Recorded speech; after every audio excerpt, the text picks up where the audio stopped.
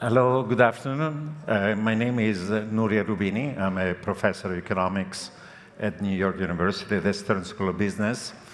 And in less than a month, my new book is coming out. So I have about less than 10 minutes to tell you a little bit about what I'm thinking and writing about. The title of the book is Megathreats. Megathreats, 10 dangerous trends that imperil our future and how we can survive them. It's about mega, not MAGA, not meta, even if illiberal authoritarian regimes are one of the threats I think about. It's not meta, even if the risk is that AI and technology may destroy many jobs. And it's about threats, not just trends. There was a book in the 80s by a futurist, John Nesbitt, titled Megatrends, on how technology is going to change the world for the better. Now, I'm an economist, and usually economists believe in comparative advantage, and my work in the past has been on economic and financial crisis. But as I look at this world, I realize that there are many other threats out there, and there's an interconnection between them. In addition to the traditional economic, financial, and monetary risk and threats, there are social and political ones. There are geopolitical ones. There are environmental ones. There are those that are related to health and to pandemics. And those are related also to technology and the impact that AI, machine learning, robotic, and automation is going to have on the future of jobs and labor income. And of course, there are economic and financial threats, debts that are high and unsustainable, cycles of boom, bubbles, and bust and crash led by loose monetary, fiscal, and credit policies, the risk of a return to inflation and stagflation, the risk of protectionism and deglobalization, the risk of financial instability, and whether the US dollar is going to remain the major global reserve currency, whether the European monetary system is going to survive or not. So I decided to think about these issues. It's a matrix of 10 risks and threats. Each one of them affects the other and vice versa. So I try to think of them holistically and how they're interrelated to each other as opposed to being separate. Of course, there are hundreds of books about global climate change or pandemics or financial crisis. But I think it's the system and the complexity of the system that is something that I'm concerned about. Of course, at the end of the book, I think about these threats, and each one of them, there may be solutions. And there are two paths. One path is the dystopian one, when each one of these threats materializes. They feed on each other, and then we end up into a disaster. And there is, of course, another path where we find solutions to these problems at the national level, at the international level. We cooperate, and we can have a future that is less dystopian. Maybe not utopian, but we manage this risk in a more intelligent way. Now, I don't have much time, and I'll talk about some of them very briefly.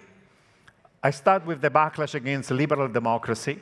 This is coming from the fact that authoritarian and liberal regimes are becoming more powerful all over the world. It's a phenomenon we see in advanced economies and emerging markets. I think the economic cause behind it is this rise in income and wealth inequality. The feeling that whether it's trade, globalization, technology, the power of economic financial elites, concentration of power in the corporate sector fed by big tech, there is inequality, and those who are in power are essentially not caring about those who are left behind. And the manifestation of it is populism of the extreme right and extreme left. But in addition to this domestic political problem of polarization, of course, we live in a world of a geopolitical recession, if not a depression. There is a number of revisionist powers, China, Russia, North Korea, Iran, other allies of it, implicit or explicit, like Pakistan, that are challenging the economic, social, political, military, and geopolitical order that the US, Europe, and the West created after World War II.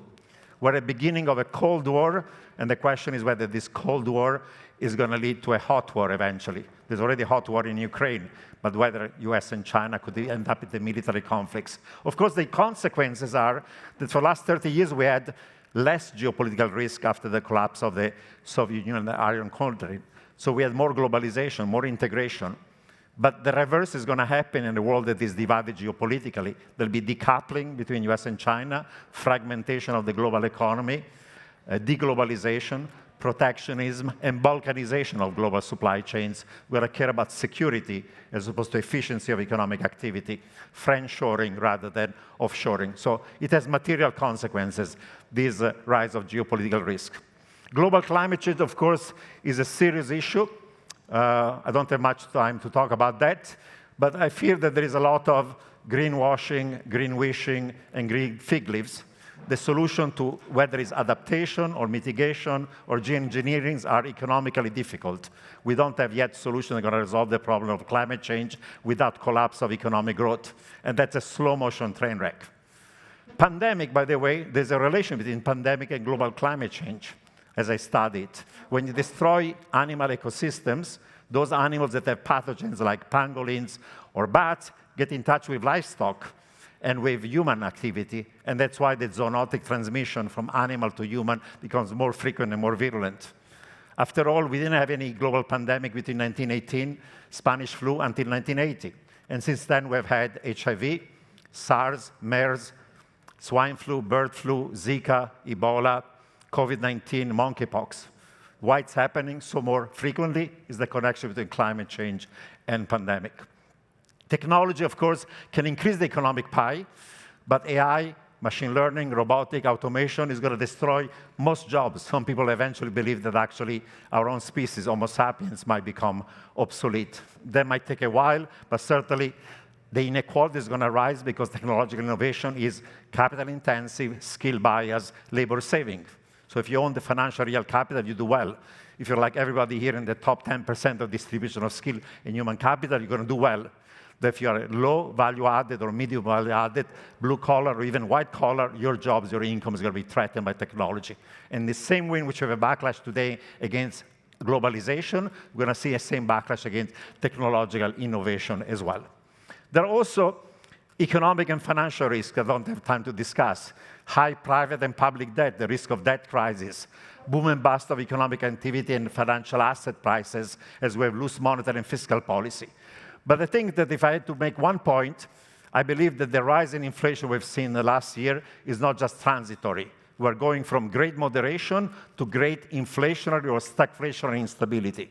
Because apart from the short-term negative supply shocks like COVID, Russia, Ukraine, zero-tolerance policy of China, there are many medium-term negative supply shocks that are going to reduce economic growth, increase the cost of production, and with loose monetary and fiscal policies that are going to lead to inflation and to stagflation. Briefly, deglobalization and protectionism, reshoring of manufacturing from low-cost Asia to high-cost Europe and United States, aging of population, restriction of migrations, decoupling between US and China, global climate change, pandemic, cyber warfare, geopolitical conflicts are going to divide the world. The backlash against income and wealth inequality is leading to fiscal policy pro-labor, pro-union, pro-workers, socially right, but they're going to increase wage inflation. And now we're weaponizing the US dollar as a tool of national and foreign policy that might undermine the US dollar as a global reserve currency. So we have this negative supply shock, reduce growth, increase the cost of production, and we'll have loose monetary and fiscal policy because central banks are not stupid. They have to monetize high private and public debt because they're too high. We are not willing to raise taxes or cut spending, and therefore the path of least resistance is going to be to print money to wipe out the real value of nominal debt at fixed interest rates with long duration. So that combination of loose monetary and fiscal policy and negative supply shock means that the great moderation is over and great stagflationary instability is rising. Final point. In the 1970s, we had negative supply shocks and we had stagflation, but we didn't have a debt crisis in advanced economies. Debt ratios were low. After the GFC, we had the debt crisis, too much household mortgage, bank debt, but we had lowflation and deflation because we had the demand shock and a credit crunch. Today, instead, we're facing a situation in which the debt ratio is huge, and we have this negative supply shock. So not only we're going to have stagflation, not only we'll have debt crisis, but we'll have stagflationary debt crisis, the worst of the 70s and the worst of what happened after the GFC. So those are the risks we're facing. As I said, there is a solution to each one of this problem, but we have to deal with them nationally and internationally. We have to cooperate, because otherwise the future is going to be dark. The last 75 years have been years of relative peace, prosperity, and welfare. And the next 30 years may be like the last 75, or they can be like the period between 1918 and 1945, when we had 2 world wars, Great Depression, the Holocaust, a nasty economic and financial crisis, and the Spanish flu. So it's up to us to make sure that the future is like the recent past, as opposed to what happened before. Sorry for being a little bit gloomy and warning about the risk, but thank you for listening to that. Thank you.